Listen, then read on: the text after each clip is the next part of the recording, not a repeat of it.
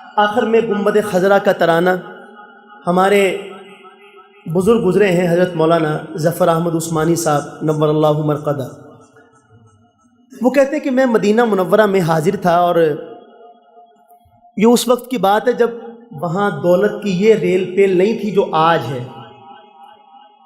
تو فرماتے ہیں کہ میں اپنی رہائش گاہ سے باہر نکلا جہاں میں ٹھہرا ہوا تھا، تو ایک چھوٹے سے بچے کو دیکھا میں نے، کوئی 6-7 برس کی عمر کا، کہ وہ روٹی کے بچے ہوئے ٹکڑے چن چن کے کھا رہا ہے. جہاں ہم روٹی کے ٹکڑے ڈالتے ہیں، جو بھی وہاں پہ ہوگی ڈسٹ بن وغیرہ وغیرہ، وہاں سے ٹکڑے اٹھا اٹھا کے کھا رہا ہے. کہتے میرے دل میں قلق ہوا، اور میں نے کہا کہ ہم تو ہندوستان سے آئیں اور یہاں اللہ کے رسول کی میزبانی میں طرح طرح کے کھانے کھائیں، اور یہ بچہ یہاں کس قسم پرسی کے عالم میں. تو میں اس کو اپنے ساتھ لے گیا اندر، اور میں نے جا کر اس کے سامنے جو کچھ میرے پاس موجود تھا اس کے سامنے رکھ دیا، اور بڑی رغبت سے وہ کھانے لگا، سے نہ جانے کب کب بھوکا ہو. کہتے میں نے باتوں باتوں میں اس سے حالات پوچھے اس کے گھر کے، تو مجھے معلوم یہ ہوا کہ 6-7 بہن بھائی ہیں، اور ابا جان کا انتقال ہو چکا ہے. صبح ہوتی ہے تو کہنے لگا اماں جان گھر کا دروازہ کھول دیتی ہیں، باہر نکل جاتے، کسی سے مانگتے نہیں، دستے سوال دراز نہیں کرتے، بس جہاں سے کچھ کھانے کو مل جائے کھا لیتے ہیں، اور شام کو واپس گھر چلے جاتے ہیں. بس گزر اوقات کا یہی طریقہ ہے. تو مولانا کہتے ہیں میں نے اس سے غمخوار بھرے لہجے میں عرض کیا کہ آپ بیٹا آپ ایسے کرو، اپنی اماں کے پاس جاؤ، اس سے اجازت لے آؤ، میں تمہیں اپنے ساتھ ہندوستان لے جاتا ہوں، وہاں تمہاری تعلیم و تربیت کا انتظام کروں گا، اور جب تم بڑے ہو جاؤ گے، کچھ کرنے کے قابل ہو جاؤ گے، تو واپس آ جانا مدینہ منورہ. تب یہ پاسپورٹ وغیرہ کا بھی چکر نہیں تھا. تو مولانا کہتے ہیں کہ وہ بچہ گیا، اور تھوڑی دیر بعد بڑا خوش واپس آ گیا، اور کہنے لگا کہ بابا جی اماں جان نے مجھے آپ کے ساتھ جانے کی اجازت دے دی. تو مولانا کہتے ہیں کہ میں بھی مطمئن ہوا، اور اپنے اگلے پلان سوچنے لگا کہ کیا کرنا ہے اس کا، کہاں لے کے جاؤں گا، کیا کروں گا. باہر نکلے مسجد نبوی شریف میں جانے کے لیے، تو بچہ میرے ساتھ ساتھ جا رہا ہے، اور مجھ سے پوچھ رہا ہے کہ بابا ہندوستان میں کیا کیا ہوتا ہے، وہاں کیا کیا ملتا ہے، چنے ملتے ہیں، یہ ملتا ہے. 6-7 سال کی عمر کے بچے کے سوالات کس قسم کے ہوں گے. تو میں اس کو بتا رہا ہوں بیٹا یہ بھی ملتا ہے، یہ بھی ملتا ہے، یہ بھی ملتا ہے.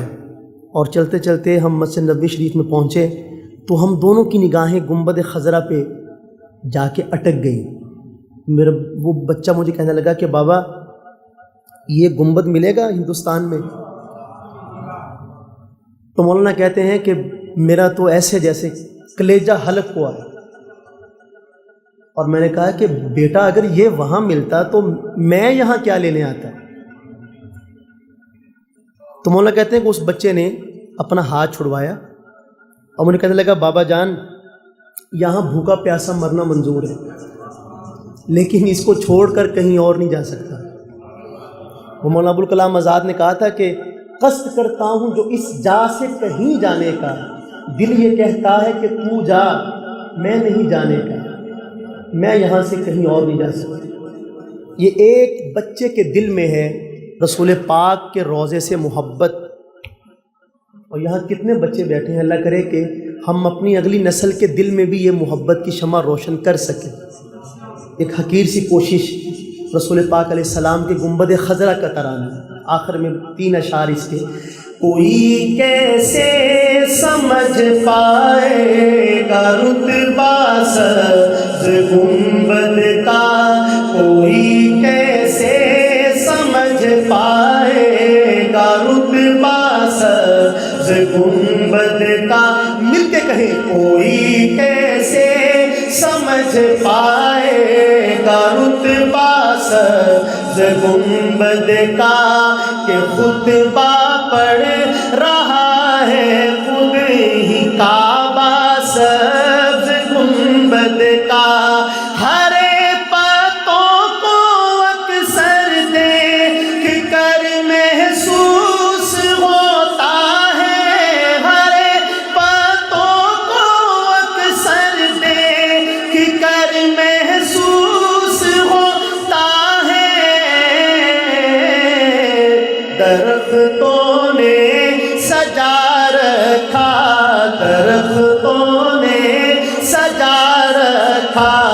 ہے طغرا سبز گنبد کا درختوں نے سجا رکھا ہے طغرا سبز گنبد کا جو پوچھا میں نے جنت سے تیری بھی کوئی جنت ہے سبحان اللہ تھوڑا سا آہستہ محبت کے ساتھ سنیے گا شعر جو پوچھا میں نے جنت سے تیری بھی کوئی جنت ہے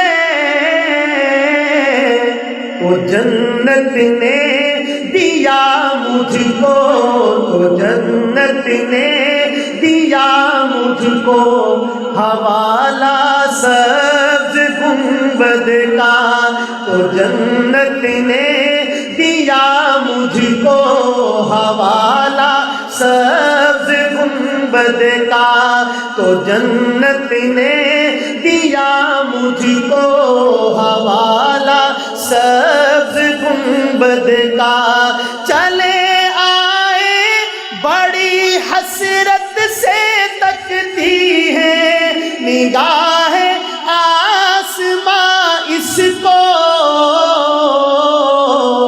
زمین جب سے باندھا ہے امامہ سبز گنبد کا زمین جب سے باندھا ہے امامہ سبز گنبد کا چلے آئے یہاں کھچ کھچ کے عاشق سبز گنبد کے اسد نے جس گھڑی چھیڑا ترانہ سبز گنبد کا کہ خطبہ پڑھ رہا ہے خود ہی کعبہ سبز گنبد کا بسم اللہ الرحمن الرحیم